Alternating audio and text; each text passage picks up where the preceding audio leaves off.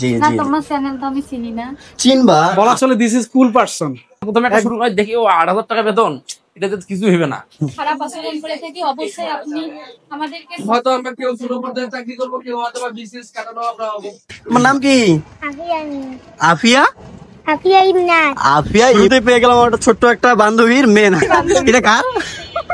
Mini বান্ধবী। Mini বান্ধবী। ভাই রজব ব্লক। কিন্তু যখন আপনি চাকরিতে যাবেন বা চাকরির উদ্দেশ্যে নিজেকে প্রস্তুতি নিবেন, তখন নোয়াখালী, বরিশাল, চাঁদপুর এই লোকগুলোর সাথে কানেক্টেড হতে হতে দেখবেন যে মাথার অনেক কিছু চলে গেছে। What's up guys, it's me Rajab Ali, welcome to another blog. Guys আজকের ব্লগটা অন্যরকম হতে চলেছে। তো গাইস আজকে আমাদের অনাথ ৭৪ বর্ষের সমাপনী বিদায়। আজকের বিদায়ের মধ্যে আমরা উপস্থিত আছি আমাদের ২০ জন বন্ধু বান্ধব এবং আমাদের টিচার গাফফার স্যার। বিদায়ের অনুষ্ঠানের মধ্যে থাকছি আমরা সবাই মিলে, চিল করব, মজা করবো, ওরা আমাদের সাথে থাকবেন। আর এই ব্লগটা সম্পূর্ণটা আপনারা দেখবেন, আমাদের প্রত্যেকটা মুহূর্ত আপনাদের সঙ্গে আমরা শেয়ার করতে চলেছি। আমাদের জন্য দোয়া করবেন এবং ব্লগটা কন্টিনিউ করতেছি। আমরা এখন শুরু করব, চলুন যাওয়া যাক। এখন আমরা যাবো প্রাইভেটের দিকে। আমরা এখন চলে আসছি প্রায় আমাদের দূর থেকেই দেখতে পাচ্ছি আমার এক বান্ধবী তার সুইট একটা বাচ্চাকে নিয়ে আসছে।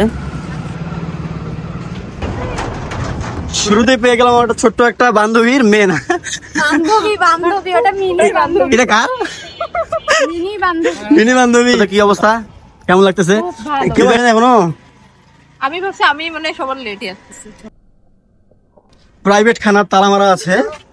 তো আমাদের স্যার চলে আসছে, এই যে স্যারের মেয়ে। স্যার কি অবস্থা, কেমন আছেন? আছি আলহামদুলিল্লাহ, ভালো আছি। অবস্থা কেমন আছো? ভালো আছো তুমি? তোমার নাম কি? আফিয়া ইমনান। আফিয়া। আফিয়া ইমনান। আফিয়া ইমনান। ইবনা, ও ফাইন নাম। আমাদের প্রাইভেটের আবহাওয়া এবং পরিবেশ। লাইভে আছো? না না না, লাইভে না, লাইভে না, ব্লক করতেছি, ব্লক করতেছি। হ্যাঁ, ব্লগ ভিডিও ছিল। জি জি না, জি। তোমার চ্যানেল তো আমি চিনি না। চিনবা? প্রাইভেটে আমরা এরকম ঝাড় জঙ্গলে আমরা থাকি, তো তার মাঝে আছে আমাদের একটা রুম। এটা হচ্ছে আমাদের প্রাইভেট রুম। আমরা এখন আসছি আমাদের প্রাইভেটের, আমাদের টিচার এখানে হচ্ছে আমাদের স্যারের। গত ৪ বছর থেকে আমাদের পড়ানো হয়। এখন আমাদের শেষ সময়, আমাদের শেষ প্রান্তে আমরা চলে আসছি। আমাদের কলেজ থেকে কোনো আমরা বিদায় এ পর্যন্ত পাইনি।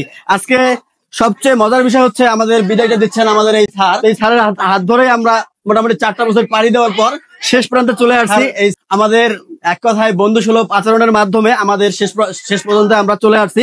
যাই হোক, আমাদের বন্ধু বান্ধবের কি অবস্থা, সবার ফিলিংস গুলো আমরা আজকে জানতে যাচ্ছি। হয়তোবা এখান থেকে চলে গিয়ে প্রত্যেকজন ব্যক্তি প্রত্যেকটা জায়গায় আলাদা আলাদা জায়গায় আমরা চলে যাবো।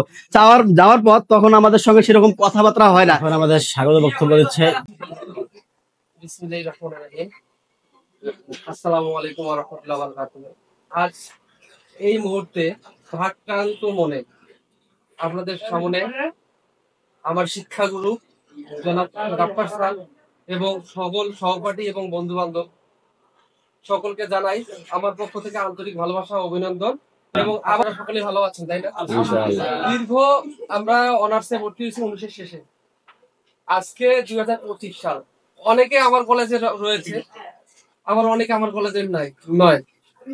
তারপরে কিন্তু আমাদের মাঝে বন্ডিংটা কিসের মাধ্যমে হয়ে গেছে, আত্মার একটা সম্পর্ক হয়ে গেছে, মানে ভাইয়ের থেকেও অনেক বেশি, তাই না? যে আমাদের শেষ পর্ব, অর্থাৎ অনার্স শেষ পর্ব পরীক্ষার মধ্য দিয়ে আমাদের জীবনের একটা গতি কিন্তু শেষ। আমরা কিন্তু সবাই এখন এতদিন যেভাবে আমরা ছিলাম, একটা বার উপলব্ধি করেন যে ফার্স্ট ইয়ারে যেরকম বন্ধু বান্ধব পেয়েছেন সেকেন্ড ইয়ারে পান নাই, সেকেন্ড ইয়ারে যেরকম বন্ধু বান্ধব পাইছেন থার্ড ইয়ারে পান নাই, থার্ড ইয়ারে যেরকম বন্ধু বান্ধব পাইছেন ফাইনাল ইয়ারে পান নাই, ফাইনাল ইয়ারে যারা আছে তারা আর কিছুদিন পর তারাও থাকবে না। হয়তো আমরা কেউ ছোট পর্যায়ে চাকরি করবো, কেউ হয়তো বা বিসিএস কাটানো আমরা হবো। বিসিএস কাটানোর স্থান থেকে যেন ওই ছোট বন্ধুটাকে, ছোট চাকরি করা বন্ধুটাকে ভুলে না যাই, এটা আপনাদের কাছে আমার বেলা হলে হতে পারে, আপনাদের বেলা হলে হতে পারে। এটা যেন আমাদের মাঝে আত্ম অহংকার বোধটা যেন না থাকে। আমরা যেন এখন যেরকম অবস্থায় আছি, শূন্য পকেটে আমরা যেরকম অবস্থায় আছি, ভরা পকেটেও যেন সেরকম অবস্থায় থাকতে পারি। সর্বোপরি আমার শিক্ষাগুরু জনাব গাফফার স্যারকে ধন্যবাদ জানাই যে তার দিক নির্দেশনায় আমরা কিন্তু প্রত্যেকবারে অনেক ভালো রেজাল্ট করেছি। আমি একটু ব্যক্তিগতভাবে আমার মাথা দুর্বল, তো আমি সবার পক্ষ থেকে, আমার পক্ষ থেকে হয়তো স্যার শাসন করতে গেছে আমাদের কিন্তু খারাপ একটা, আমরা হয়তো স্যারের কাছে যুক্ত অনুভব করছিলাম।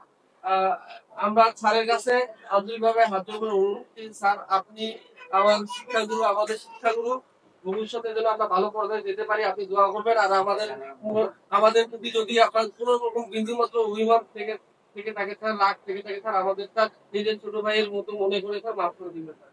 ধন্যবাদ সকলকে, সকলে ভালো থাকবেন, সুস্থ থাকবেন, আল্লাহ হাফেজ। আমরা সবাই ভালো আছি। বিদায় কথাটা আমার কাছে সবচেয়ে, আমি আমার জীবনের যতবার যেখান থেকে বিদায় নিই আমি মানে ভালোভাবে বিদায় নিতে পারি নাই। তো আজকে যে আমরা বিদায় নিচ্ছি, আমার এই ব্যাপারটা আমার কাছে ভালো লাগলো, কারণ আমরা এরপরও 2 দিন প্রাইভেট করতে পারবো। আর আমরা যদি একদম শেষের দিন বিদায় নিতাম, আমি কিন্তু ওই বিষয়টা মেনে নিতে পারতাম না, কারণ আমি খুবই ইমোশনাল। আমি সেই প্রাইমারি স্কুল থেকে, আমার মজিদা কলেজ থেকে শুরু করে আমি সব জায়গায় কান্না করছি, কারণ আমি প্রতিটা শিক্ষা প্রতিষ্ঠান হোক বা ওই শিক্ষা প্রতিষ্ঠানের প্রত্যেকটা মানুষকে আমি খুবই আপন করে নেই। তো আমার জীবনে আমি অনেক শিক্ষক পাইছি। আমাদের গাফফার স্যার সবাই অনেক মানে ওনাকে ভাই ডাকে, কিন্তু আমি কখনো আমার শিক্ষকদের ভাই বা আপু না বলার চেষ্টা করি, কারণ শিক্ষকরা আমার কাছে খুবই সম্মানের। তো আমি আমার জীবনে একজন অমায়িক স্যার পাইছি, উনি অত্যন্ত অমায়িক। আর কখনো দেখি নাই যে স্যার আমাদের সাথে মানে উচ্চ স্বরে কথা বলছেন। আমরা অনেক দুষ্টামি করছি, আমরা স্যার যখন বুঝাচ্ছিলেন, আমি নিজে একজন ছোটখাটো শিক্ষক হলেও আমি জানি যখন আমরা বুঝাইতে শুরু করি আর তখন যদি আমাদের ইন্টেনশন কেউ চেঞ্জ করার চেষ্টা করে, আমার খুব মেজাজ গরম হয়। কিন্তু আমরা খুবই হাসাহাসি করছি, খুবই দুষ্টামি করছি, স্যার কখনো রাগারাগি করেন নাই। স্যার সেটা মানে স্বাভাবিকভাবে আমাদের বোঝানোর চেষ্টা করছেন, এজন্য স্যারের প্রতি আমরা খুবই কৃতজ্ঞ।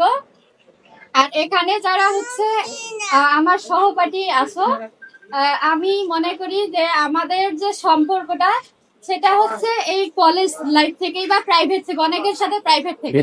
তো আমরা অনেক সময় আমাদের প্রাইভেটের স্বার্থে বিভিন্ন জনের সাথে রাগারাগি করছি বা অনেকের সাথে আমাদের মতের মিল হয় নাই। আমি সবার কাছে বলবো যে আমরা যেন কারো মনে কোনো কষ্ট না রাখি, আমরা আমাদের বন্ধুদের ক্ষমা সুন্দর দৃষ্টিতে তাকাই। আর হচ্ছে আমরা স্যারের কাছে স্যার বিনীত অনুরোধ যে আমরা 3 বছর বা 4 বছর যে জয় বছরে পড়ছি না কেন, আমরা যদি কোনো ভুল করে থাকি বা আমরা আপনার সাথে খারাপ আচরণ করে থাকি, অবশ্যই আপনি আমাদেরকে ক্ষমা সুন্দর দৃষ্টিতে দেখবেন এবং আমাদের জন্য দোয়া করবেন। আমরা যেখানে যাই না কেন, আমরা যেন আপনাকে সারা জীবন মনে রাখতে পারি এবং আপনিও আমাদেরকে মনে রাখবেন, এই আশা করি। স্যার আমাদের সবার জন্য দোয়া করবেন যেন আপনার কাছে পড়াটা সার্থক হয়, এই বলে আমি আমার বক্তব্য। কেন তোমার ব্লগ করা লাগে? রজব, তোমার ইয়ের পেজের নাম কি? রজব ব্লগ। সম্মানিত সুধী, আসসালামু আলাইকুম। সর্বপ্রথম সবার প্রতি ভালোবাসা নিয়ে আমি কিছু কথা বলবো, বেশি কিছু বলবো না। আমাদের রিমন সভাপতি অনেক কিছুই বলছে, বলার মতো তেমন কিছুই নাই।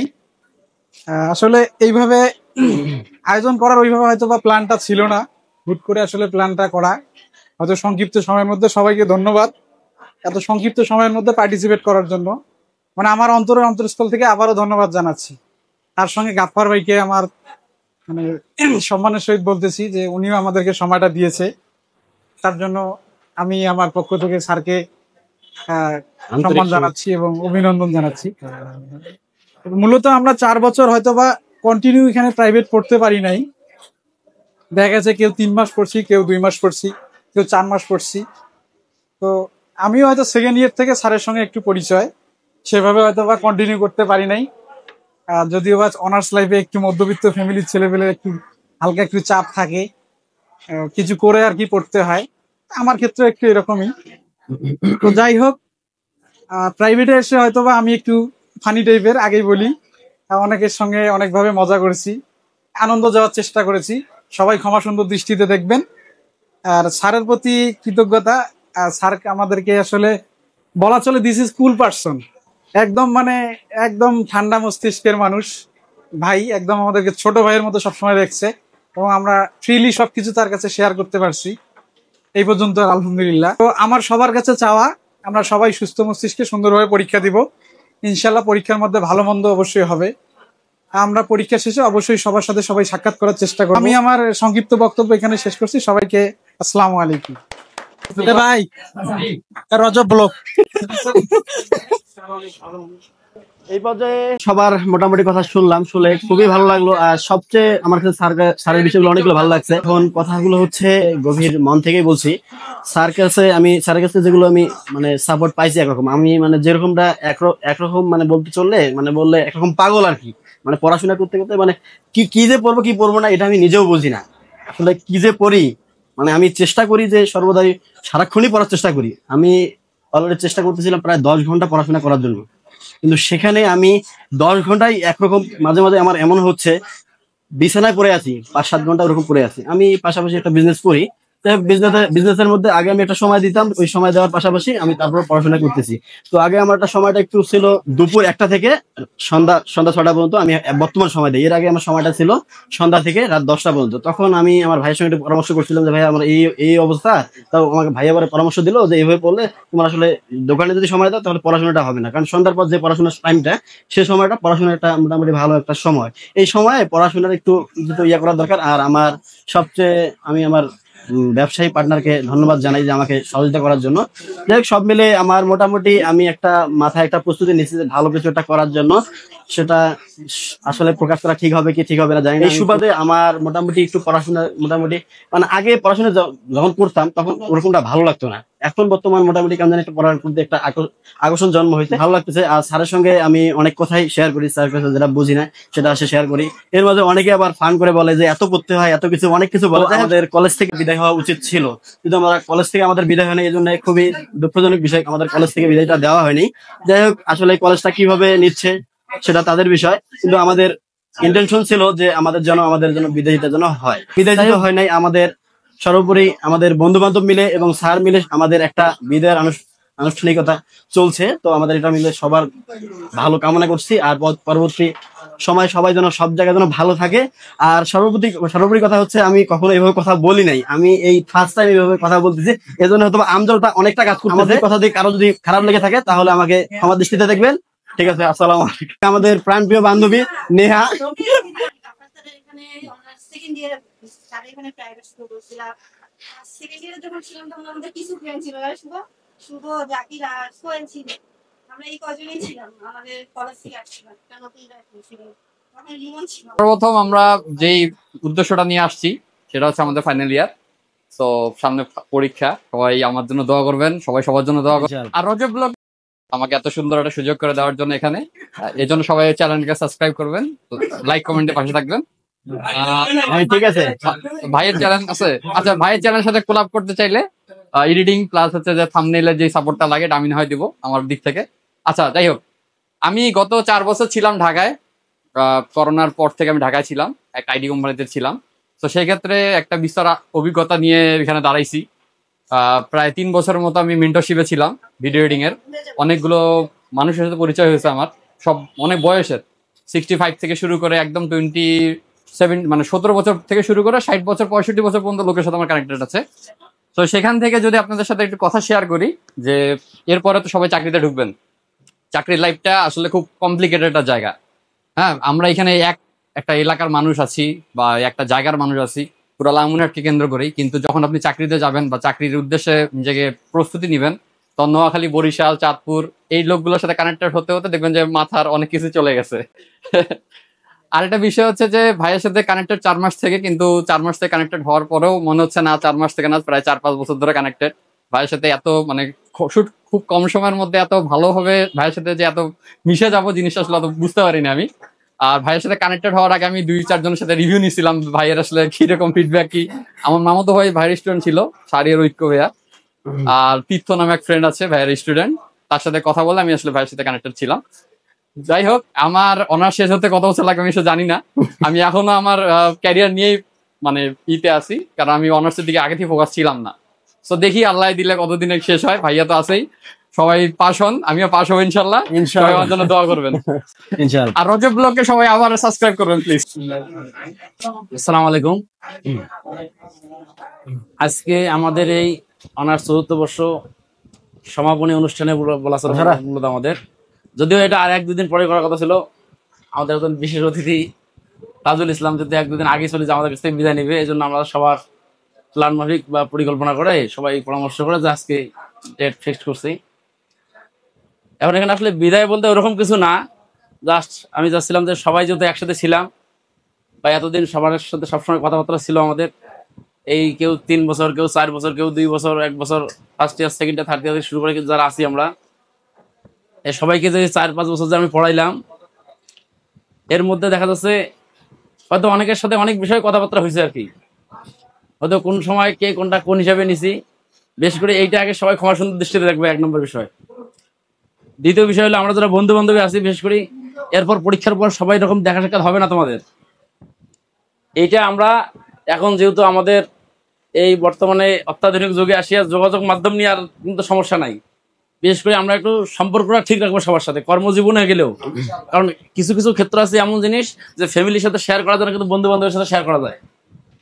এবং কোনো বিপদ আপদেও যে কোনো সময় কখন কাকে লাগে, কে ছোট কে বড়, এটা বড় বিষয় না। এমন সময় এমন জায়গায় একজনকে লাগবে, দেখা যায় যাকে আমরা কোনো সময় ছাত্র জীবনে বা বন্ধু জীবনে বা যাকে কোনো সময় ভাবি নাই, ওই মুহূর্তে যা তার দরকার হয় আমাদের। এজন্য আমরা শুধু বন্ধু বান্ধব না, যে যেখানে যাই পরবর্তীতে কর্মজীবনে বা দেখা যাচ্ছে সাংসারিক জীবনে, পারিবারিক জীবনে, আমরা সবসময় যে জিনিসটা মনে রাখবো সেটা হলো নিজে সবসময় স্যাক্রিফাইস করার চেষ্টা করব।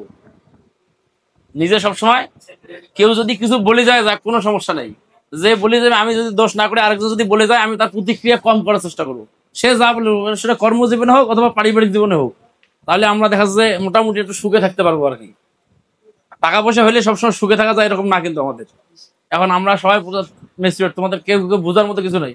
যে কেউ আমরা অলরেডি অনেকে সংসার শুরু করে দিছি, এবং অনেকে দেখা যায় অনার্স শেষ করিয়া ব্যবসায় জীবনে হোক, চাকরি জীবনে হোক অথবা পারিবারিক জীবনে হোক, আমাদের আজ হোক 5 বছর পরে হোক সংসার জীবন আমাদের ঘাড়ে আসবে।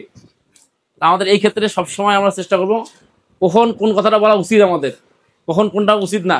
অনেক সময় অনেক কথা আসবে মুখে, কিন্তু বলা যাবে না। আমাদের প্রেক্ষাপটে অবস্থান ভেবে কিছু কথা আমাদের বলতে পারলেও বলা যাবে না, আমাদের কিছু চাপা দিয়ে রাখতে হবে।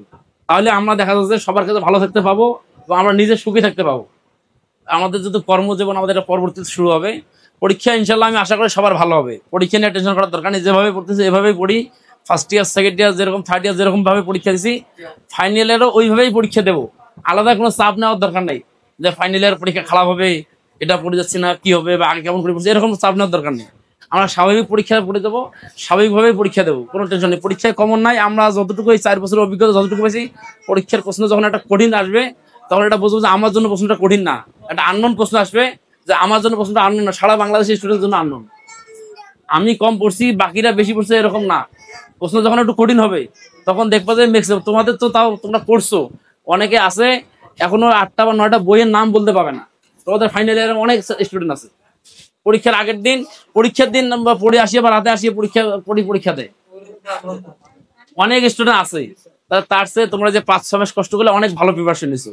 তোমরা অধ্যায়গুলোর নাম জানো, কোন অধ্যায়ের কি সূত্র কি অঙ্ক সেটা তোমরা জানো। ভয় পাওয়ার কিছু না। তোমাদের ওই আননোন অঙ্ক আসবে না, হয়তো 2-1টা আসতেই পারে, স্বাভাবিক বিষয়।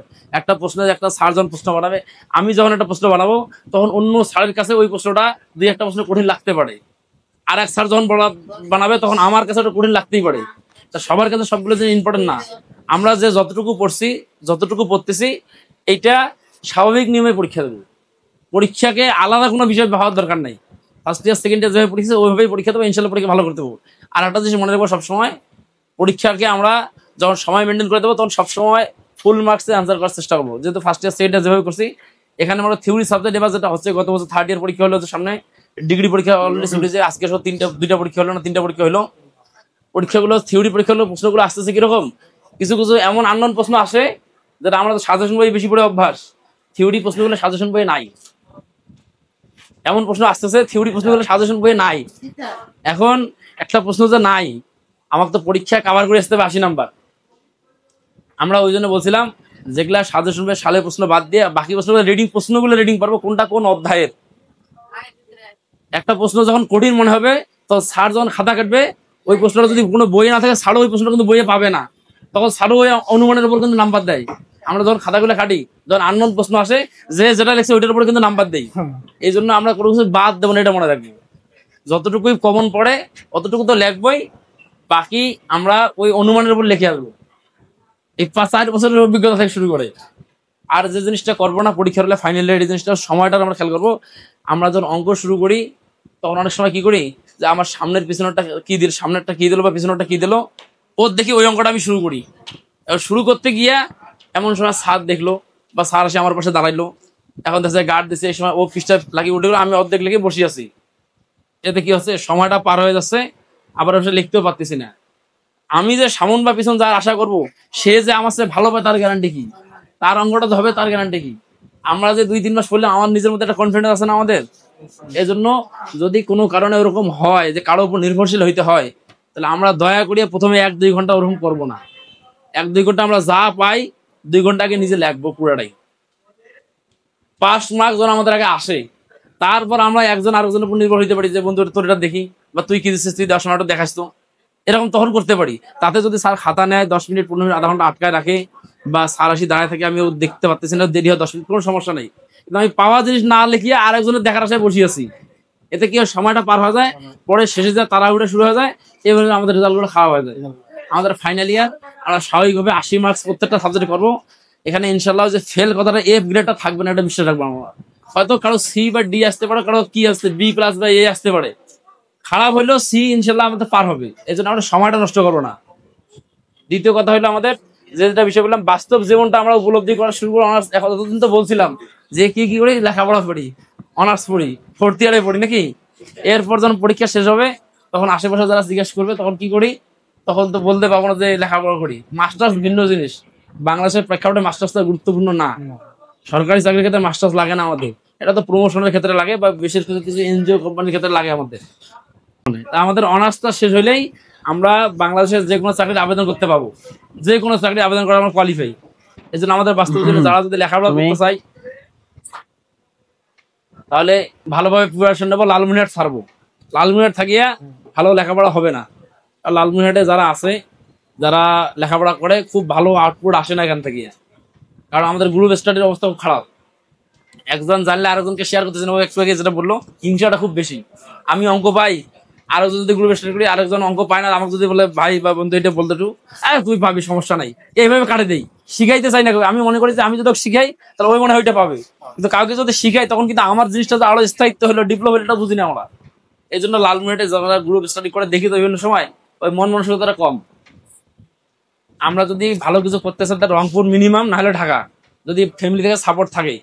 আর ফ্যামিলি থেকে যদি সাপোর্ট না থাকে, যে ওইভাবে চাকরি বাকরি প্রিপারেশনের সময় হচ্ছে না, তাহলে আমরা অনার্স পরীক্ষা দিয়েই সর্বোচ্চ রেজাল্ট পর্যন্ত দেরি করবো, যে কোনো একটা কোম্পানি বা এনজিওতে যোগদান করবো। 5 লাখ টাকাও যদি বেতন হয় তাও যোগদান করবো। কারণ বর্তমান মার্কেটিং লেভেলটা এমন অবস্থা, এখানে অভিজ্ঞতা ছাড়া কোনো কাজ নাই। তোমার অনার্স কোনো ভ্যালু, অনার্স সার্টিফিকেটের কোনো দাম নাই। অনার্স এখন মনে করো তুমি যে পদের জন্য আবেদন করবা, সেই পদের জন্য ইউনিভার্সিটি স্টুডেন্ট আসে আবেদন করে বসে আছে। ভালো ভালো university, normal university, private university, public university institute, এখন যে মার্কেট তুমি যে পদের জন্য আবেদন করবে, তারাও সেই পর্যন্ত আবেদন করে বসে আছে। এখন তখন তো যারা ভাইবা বোর্ডে থাকবে, তারা তো স্বাভাবিকভাবে তাদেরকে প্রায়োরিটি দিবে, বিষয়টা এরকম। আর যখন দেখবে তোমার 2 বছর বা 3 বছরের একটা অভিজ্ঞতা থাকবে, এক্সপিরিয়েন্স, তখন কিন্তু তারা সার্টিফিকেট ওরা ভ্যালু দিবে না। তারা সবসময় প্রত্যেকটা ক্ষেত্রে এক্সপিরিয়েন্সটাকে ওরা ভ্যালুয়েশন দেয়। ওই জন্য দেখবে যে ইন্টার পাস করে তোমাদের যে বন্ধুগুলো কোম্পানিতে গেছে বা এনজিওতে গেছে, তুমি এখন যে পদের জন্য আবেদন করবা, তুমি দেখবে যে ওরা তোমার বস হয়ে বসে আছে। কোম্পানি, এনজিও সব জায়গাতে একই অবস্থা। এই জন্য আমার একটা অনুরোধ লাগে, বিশেষ করে যারা ছেলে হই আর মেয়ে হই, যদি ফ্যামিলি থেকে সাপোর্ট থাকে কিছু করার মতো, যে কিছু করতে দিচ্ছে, মেয়েদেরকে অনেক সময় তো সব ফ্যামিলি থেকে দেয় না, যদি করতে দেয়, তাহলে আমরা অনার্স পরীক্ষা দিয়ে সর্বোচ্চ রেজাল্ট পর্যন্ত, সেটা এনজিও হোক অথবা কোম্পানি হোক, আমরা ঢোকার চেষ্টা করবো। বেতন প্রথম 1-2 মাস 3 মাস 6 মাস যা হোক, আমরা আগে ঢুকি যে কোনো এক জায়গায়। হ্যাঁ, আমরা বিষয় হলো কি, আমরা এখন আছি স্টুডেন্ট লেভেলের সাথে না, আমাদের এখন পরিচিত লেভেলটা হলো স্টুডেন্টদের সাথে, ঠিক আছে। এখন কিন্তু কোথায় সার্কুলার হচ্ছে, কোন চাকরিতে পোস্ট খালি আছে, কোনটা ভালো, এটা আমরা জানতেছি না, কেউ আমাকে বলতে হচ্ছে না। কিন্তু যখনই আমি একটা চাকরিতে ঢুকবো, তখন আমার আর একটা সার্কেল তৈরি হবে, তখন তারাই আমাকে বলবে, তারা ওখানে বিভিন্ন লোকের সাথে পরিচিত হবে, তারা বলবে যে ভাই আমি ওইটা ছাড়িয়েছি, ওইটা থেকে এটা ভালো, এই যে একটা, ওরা বলবে যে এই যে সার্কুলার আছে, এখানে আবেদন কর। তখন আমাদের একটা চাকরি তখন খোঁজা লাগবে না। কিন্তু যতদিন আমরা ঢুকি নাই, ততদিন বড় ভাই, ছোট ভাই, আত্মীয় স্বজন একে ওকে বলা লাগবে। কিন্তু যখন যে কোনো একটা চাকরিতে ঢুকবো, তখন বিশ্বাস করে দেখবে যে চাকরির জন্য কাউকে বলা লাগবে না, তখন তুমি অনেক অফার পাবা। কিন্তু যতদিন আমরা ঢুকি নাই, আমার কাছে মনে হয় যে চাকরিটা মানে কত কঠিন, এনজিও চাকরি বা কোম্পানি চাকরি পাওয়া যায় না, আল্লাহ এত লোক বসি কেন, তো বসি কেন আমরা প্রথমে একটা শুরু করি, দেখি ও 8,000 টাকা বেতন, এটা তো কিছু হইবে না। এই প্রথম 3 মাস করতে আমার 3 মাস আমাদের শিক্ষানবিশ, এটা দিয়ে কি হইবে আমার? তো এরকম না, যত টাকাই হোক যদি একটা চাকরি পাই, একটা চাকরিতে ঢুকবো। আর যাদের ফ্যামিলিতে সাপোর্ট আছে খুব বেশি, যেন চাকরি বাকরি না করলে চলবে, ব্যবসা আছে বাবার বা ভাইয়ের ধরতে পারে, সেটা ভিন্ন জিনিস। আমরা চেষ্টা করব নিজের পায়ে দাঁড়ানোর জন্য, যতটুকু হোক নিজে স্বাবলম্বী হব। বাবার আছে ওই আমার জমির ভাগ দিবে তার আশা থাকবো, এইভাবে না থাকি। আমি নিজে কিছু করার চেষ্টা করি, তাহলে ভবিষ্যতে ইনশাআল্লাহ ভালো কিছু করতে পারবো। সবসময় এই কথা মাথায় রাখে যে আমার একদিন নাহলে একদিন 2-4 বছর আল্লাহ যদি সুস্থ রাখে সংসারের দায়িত্ব নিতে হবে। আজকে নাহলে বাবা আছে 10-20 বছর পর থাকবে না, তখন কিন্তু ভাই দেখবে না, মামা খালু চাচা আত্মীয় স্বজন বোন কেউ দেখবে না। হয়তো সাময়িকের জন্য 1-2 দিন আমাকে কি করবে, 1-2 দিন আমাকে কি সান্ত্বনা দিবে, 1-2 দিন পুষবে, 1-2 দিন তার বাসা রাখবে, 1-2 দিন ভালো বলবে। কিন্তু 1 সপ্তাহ 10 দিন 15 দিন যখন পার হয়ে যাবে, তখন তারাই আবার আর এক জায়গায় যারা খাদ্য নাম বলি বলবে যে এতদিন থেকে আমার বাসায় এত যায় না, কাজ কিছু করে না, আমার টাকা নিয়ে চলে, এরকম করে বলবে। এই জন্য বিশেষ করে ছেলেদের উদ্দেশ্যে বলতেছি, তোমাদের যেহেতু অনার্স শেষ, মাস্টার্সের আশায় না থাকি। মাস্টার্স কোনো থিওরি তোমার সাবজেক্ট সবগুলো কোনো অঙ্ক সাবজেক্ট নাই। মাস্টার্স যেখানে ভর্তি হয় চাকরি করা অবস্থায় মাস্টার্স দিতে পাবো। আমরা অনার্স পরীক্ষা দেওয়ার পরে চেষ্টা করি যে কোনো একটা চাকরিতে ঢোকার। আর যাদের ফুল ফিট ডিসিশন যে বাসা থেকে আমাকে 2-3 বছর 4 বছর সাপোর্ট করবে, তারা আমরা সরকারি চাকরি প্রিপারেশন নেওয়ার জন্য বাইরে চলে যাই। আর বলার কিছু তোমাদের নাই। আর একটা তোমরা সবসময় যে কথা বলতেছে বারবার, তোমার বন্ধু বান্ধবদের সম্পর্কটা ঠিক রাখবো। একজনের কথায় একজন আরেকজন সম্পর্কে বলতে পারে অনেক সময়, সেটা আমরা কান্নাতে ওইটি নিজে যাচাই বাছাই করবো। একজন আরেকজন বন্ধু সম্পর্কে লাগাইতে পারে আমাকে নিজেকে, ওটা আমরা সরাসরি ওর উপর রিয়াক্ট না করে আমরা আগে যাচাই করবো, তারপর ওটা রিয়াক্ট করবো। আর কি বলবো, আর বলার কিছু নাই তোমাদের সাথে। এই 3-4 বছর যা কথা হয়েছে তোমাদের সাথে, না আমার মনে এগুলা তোমাদের কোনো কিছু মনে রাখি না ইনশাল্লাহ, মনে কারো সম্পর্কে কোনো কিছু নাই। তোমরা আশা করি যে ভবিষ্যতে ভালো কিছু করো। এর পরবর্তী জীবনে যদি যে কোনো বিষয়ে যদি তোমাদের কোনো সমস্যা হয়, যদি সাপোর্ট লাগে ফোন দেবো আমাদের। হয়তো দেখা যায় 1-2 বছর পর তোমাদের অনেকের নাম্বার মোবাইল না থাকতে পারে, অত বিভিন্ন ব্যাচ যখন শুরু করি তখন নাম্বারগুলো সেট থাকে না অতগুলো, কিন্তু যাদের সাথে ফেসবুকে বা হোয়াটসঅ্যাপে আছে তাদের কন্ট্যাক্ট থাকবেই। অথবা কোনো কারণে যদি ফোন দেখলে একটু পরিচয় দেবো, নাম বললেই হয়ে যাবে আমাকে। কোনো কারণে যদি যে কোনো বিষয়ে কোনো হেল্প লাগে বা সমস্যা লাগে ফোন দেবো ইনশাল্লাহ। আর বিশেষ করে আমার জন্য, আমার মেয়ের জন্য, পরিবারের জন্য দোয়া করবো, আমরা সুস্থ থাকতে পারি ইনশাল্লাহ। ইনশাআল্লাহ। এই বলে আজকের মতো শেষ করতেছি। আল্লাহ হাফেজ।